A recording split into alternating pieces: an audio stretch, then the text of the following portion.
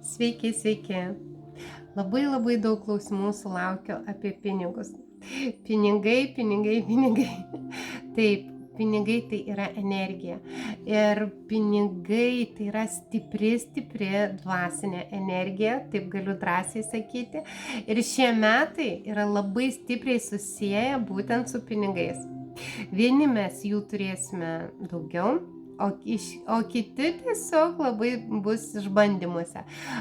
Kodėl, kodėl taip atsitiko?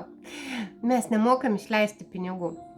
Mūsų pinigai, jie yra toks instrumentas, šis instrumentas sukurtas tam, kad mes pagaliau būtumėm laisvi.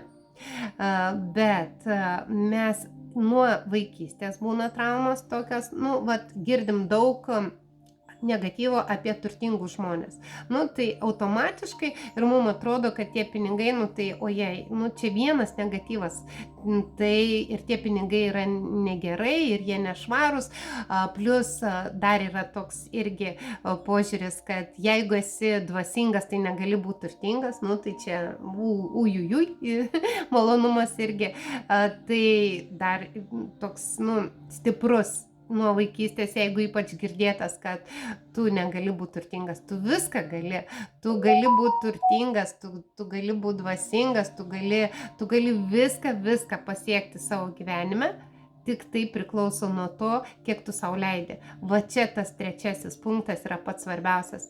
Mes iš tiesų patys savo neleidžiam būti turtingais. Mes tiesiog, mums atrodo, kad jeigu aš turėsiu pinigų, tai nors sakom, oi, kaip norėčiau ten milijoną arba norėčiau tikrai daug uždirbti ir kai paklausi daug, tai kiek? Į metus net neįvardėja, net įvardinti sunku, kiek norėtų uždirbti per metus. Gerai, sakau, per mėnesį. Kiek į mėnesį norėtumėt uždirbti? Bent 2 kartus padidinti savo atlyginimą. Sakau, gerai, dabar atlyginimas yra, daleiskim, į rankas 800, ar ne? Toks tiesiog. Arba 1000, ar ne? 1000 rankas 2 kartus, tai tada 3000, taip. Tada būtų klausimas sekantis. Norint, kad pinigai ateitų pas tave, tu turi juos įmagnetinti. Kad turi parodyti savo vidinės vertės magnetą, kiek tu pritrauksi galimybių, kad tie pinigai ateitų ir automatiškai tu turėsi kažko labai stipriai atsisakyti, nes pinigai eina pas tuos, kurie nebijo paaukoti, o lengviausiai paaukoti, tai aišku, galim artimiesiems paaukoti, galim 10% paaukoti, čia apie tai tikrai visos knygos rašo, bet esminis dalykas, kad tu turi išmokti pinigus visada išleisti su meile. O kaip parduotuvėje mes išleidžiam pinigus? Mes išleidžiam, oi kaip pabrango, ir tas pabrango, ir šitas pabrango, ir dar šitas pabrango. Ir ką tai reiškia? Kad tu gailiesi juos išleisdamas, o turėtum mintyse visai kitaip elgtis. Aš, pavyzdžiui, visada parsinešu į namus čekius, iš parduotuvės čekius, ir ant jų užrašau: su didžiulė meile palydžiu jūs, mano mėlieji, kurie išėjote iš mano piniginės, ir prašau sugrįžti su dar daugiau draugų, bent jau 2 kartus padaugintų kiekių draugų pas mane. Patikėkit, šitie mistiniai atrodo tokie paprasti dalykai, tai yra energija. Aš su meilė juos išleidžiu ir su meilė jie sugrįžta pas mane. Piniginės tvarka, piniginė švara, tai taip pat susijęs su pinigais. Ir sako, aš tik korteles turiu. O kodėl? Pamiršit net, o vaikai net nežinos, kaip atrodo pinigai. O kodėl? O ar pagalvojat, kodėl tik korteles turit? Tai yra patogu? Taip. Bet kažkur yra giliau visas šitas reikalas. Kasgi iš mūsų gyvenimų išeina? Tai yra tam tikri dalykai, kurie išeis iš mūsų gyvenimų. Ir tada mūsų valdyti bus lengviau. Taigi, pinigai tai yra energija. Vienareikšmiškai, taip pat nedėkingiam ir daug pretenzijų turintiem žmonėm, pas juos pinigai neina. Jie gali stovėti ir ir jie nesidaugina, nes energija besileidžianti pretenzija ir tiesiog visatą leidžia žemyn energiją. Pinigai tai yra nuostabi priemonė. Ir tikrai turtingi žmonės yra labai nuostabūs žmonės ir jie tikrai labai daug patys didžiausi labdaros fondai atliekami, užpildomi būtent turtingų žmonių. Iš vienur ar iš kitur uždirbusių žmonių. Ir tai yra dosnūs žmonės.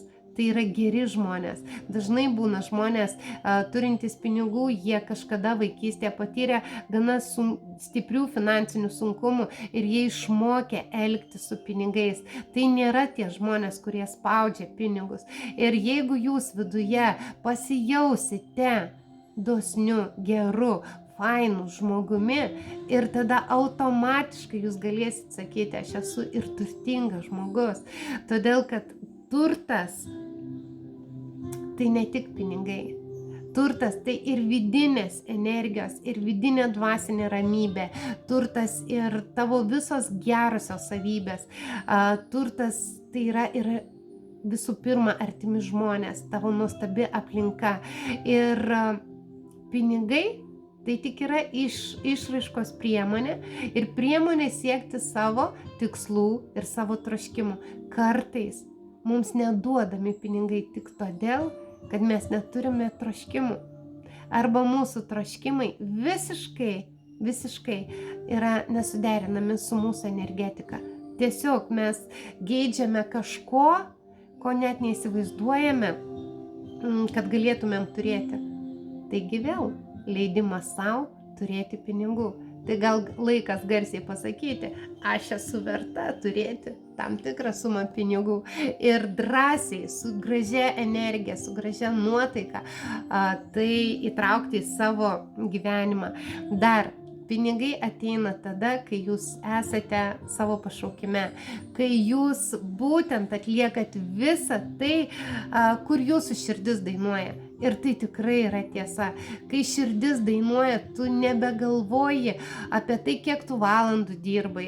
Tu negalvoji, kokio dydžio šiandien gavai atlygį. Tik tu suvoki, kad kažkokiu mistiniu būdu tie pinigai pas tave parkeliauja. Tai ir yra, kai tu esi tame, ką tu mėgsti iki širdies gelmių. Tai pinigai tada ateina lengvai, paprastai ateina ir jie jeigu ir išeina, tai vėl sugrįžta. Tiesiog mes turim suprasti, kad pinigai yra energija. Tai nėra tas popierius, apie kurį mes visi galvojam. Tai yra stipri dvasinė energija. Ir dvasinę energiją įvaldyti reikia stiprios vidinės energijos. Nes nuo silpnų žmonių, nuo negatyvių žmonių, jie tiesiog pradeda trauktis. Jiem neįdomu. Viena smulkmena. Pinigai turi ausis ir pinigai turi kojas. Tai smulkmena, kurią jeigu jūs iš tiesų išgirsite, jūs suprasite, pinigai girdi, ką jūs apie juos kalbate. Ir pinigai turi išgirdę, kad jūs ten esat nelaimingi, kad viskas brangsta, jie išeina iš jūsų. Bet jie taip pat gali ir pareiti, kai jūs sakysit, kaip faina turėti pinigų, kaip gera, kad aš galiu padaryti tą ir tą jų pagalbą. Artimiems žmonėms savo, išreikšti šitaip meilę savo, tai taip pat viena iš meilės savo formų. Taigi atsiminkit, pinigai turi ausis ir turi kojas.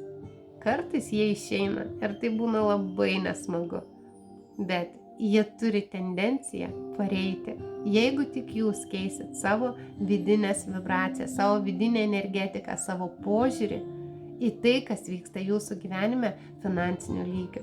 Apkabinu visus, su jumis Eligija ir skaičių magija. 1000 palaiminimų į jūsų namus.